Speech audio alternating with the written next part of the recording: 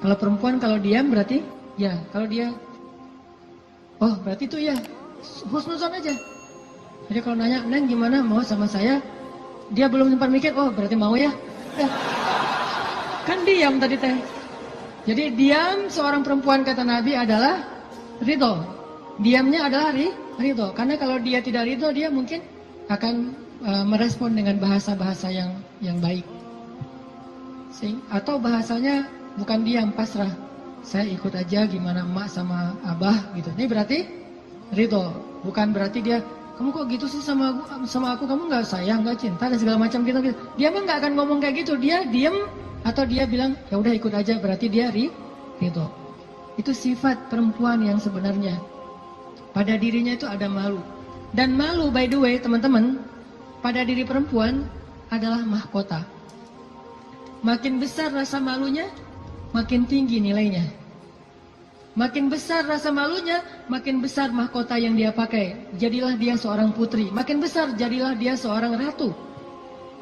Mahkotanya perempuan yang solihah adalah istihya, punya sifat malu-malu, nggak pakai in. Malu-malu aja, malu-malu, kemana-mana malu, malu-malu. Itu mahkotanya perempuan. Walaupun bukan berarti ketika yang ada perempuan nggak malu dia berani gitu, nggak punya mahkota, bukan. Ini hanya salah satunya. Dan tetap itu kebaikan. Kalau dia nggak terlalu besar dominan dengan sifat malu, mungkin dia dominan dengan sifat yang lain. Tapi yang jelas sifat malu ini kebaikan. Kata Nabi, kalau tidak punya malu, maka seseorang akan lakukan apa yang dia suka. Berarti malu itu sebagian dari kehormatan. Malu itu sebagian dari harga diri. Sehingga kalau orang udah nggak punya sifat malu, maka dia kehilangan harga diri dan kehormatan, dia akan lakukan apapun yang dia suka. Jadi malu anugerah dari Allah untuk perempuan. Aisyah pemalu. Saking pemalunya Aisyah, kalau lagi malu wajahnya kemerah-merahan, pink. Pink dalam bahasa Arab humairo. Pink itu humairo. Aisyah itu kalau lagi malu pink wajahnya. Sehingga kalau Nabi melihat wajah Aisyah pink, humairo, Nabi senang melihat Aisyah, oh Aisyah lagi malu, Aisyah lagi senang, Aisyah lagi tersipu-sipu, sehingga wajahnya menjadi pink. Aisyah itu seorang perempuan yang sangat pemalu, sama dengan Maryam, sama dengan Khadijah, sama dengan Fatimah, perempuan yang sangat pemalu. Coba teman-teman renungkan kisah gimana pemalunya Aisyah. Pernah ketika Rasulullah SAW sudah wafat, kan Rasulullah itu dimakamkan di dalam rumah Aisyah. Soalnya SOP para nabi, mereka dimakamkan di tempat mereka wafat, nggak boleh dipindahkan. Itu udah jadi SOP-nya para nabi itu.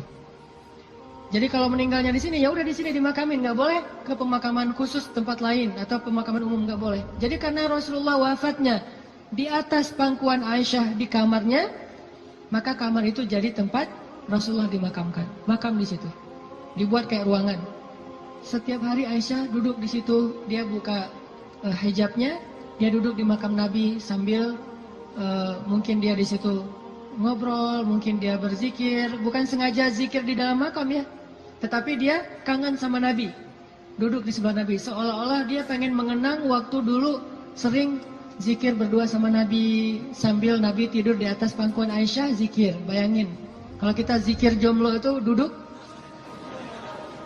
beda ya zikir jomblo sama zikir orang udah nikah. Kalau jomblo zikirnya duduk, tiba-tiba ngeblak ke belakang gitu ya.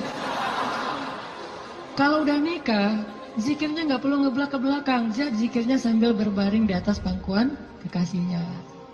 Atau kadang-kadang zikirnya sambil bersandar, jadi punggung dengan punggung, satu menghadap ke utara, satu menghadap ke selatan, sama-sama memberikan punggungnya jadi kayak kursi gitu, bersandar kepada kekasihnya, zikir. Nanti pas sudah beberapa menit lihat, wah kamu 1000, saya baru 200. Ngapain aja kamu kok 200? Nguleng gitu ya. Mikirin kamu, jadi zikirnya 200. Berarti yang zikirnya 1000, kamu mikirin apa? Saya ingat Allah. Lah kamu kenapa 200? Saya ingat kamu. Romantis dalam zikir.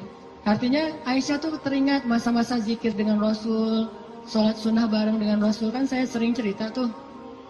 Rasulullah kalau malam tahajud, beliau sholat tahajud sendiri dulu, nggak ngebangunin Aisyah. Kenapa? Karena tahajud Nabi itu di atas standar manusia biasa. Kalau ngebangunin Aisyah kasihan, nggak akan kuat Aisyah. Ini sayangnya Nabi kepada Aisyah, sampai dalam bab ibadah aja diringankan, selama tidak melanggar syariat. Nabi nggak mau ngeberatin Aisyah sholat tahajud bareng dengan Nabi. Aisyah, tahajud yuk. Hayu, kata Aisyah. 1 rakaat Al-Baqarah, Ali Imran, An-Nisa, Al-Maidah, Al-An'am. Siapa yang kuat? Nggak usah Aisyah, Abdullah ibnu Mas'ud aja pernah jadi makmum dadakan di belakang Nabi, itu hampir batal sholatnya. Wah, Nabi lagi sholat tahajud, nggak makmumin udah aja makmumin. Nabi baca Alif Lam Mim, Dzalikal Kitabul La Raiba Fi. Abdullah masih antang-antang aja. Lama-lama kok udah setengah juz ya perasaannya. 1 juz, 2 juz, sampai selesai Al-Baqarah. Mulai ini Abdullah curiga nih, Masuk lagi Alif Lam Mim, Ali Imran. Masuk lagi Ya Ayuhan Nas, An-Nisa. Masuk lagi Al-Maidah. Masuk Al-An'am, 7 juz, 1 rakaat. 7 juz, 1 rakaat. Kita 1 rakaat, 7 surat. An-Nas, Al-Falaq, Al-Ikhlas. Dari ujung aja pokoknya. 7 surat. Ini 7 juz, 1 rakaat. Atau kadang-kadang kita 7 rakaat 1 surat. Yaitu Al-Ikhlas terus. Asal sholat pasti Al-Ikhlas. Walaupun kalau dia membaca Al-Ikhlas itu karena cinta kepada surat itu, dia akan masuk surga dengan surah Al-Ikhlas. Masalahnya kita benar nggak sih cinta ke Al-Ikhlas? Kan kita suka pakai hadis sahabat itu ya. Ada sahabat kalau ngeimamin pasti bacanya Al-Ikhlas tuh kan. Sahabat aja bacanya Al-Ikhlas mulu.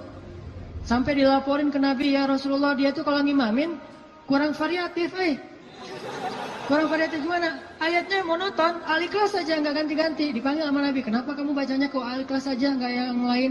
Ya Rasulullah, saya cinta dengan surat itu.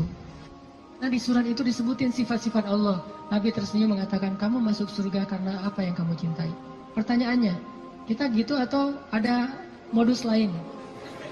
Al-Ikhlas itu nggak perlu mikir dan cepat kan? Jadi bukan karena cinta banget dengan Al-Ikhlas. Ini harus jujur nih.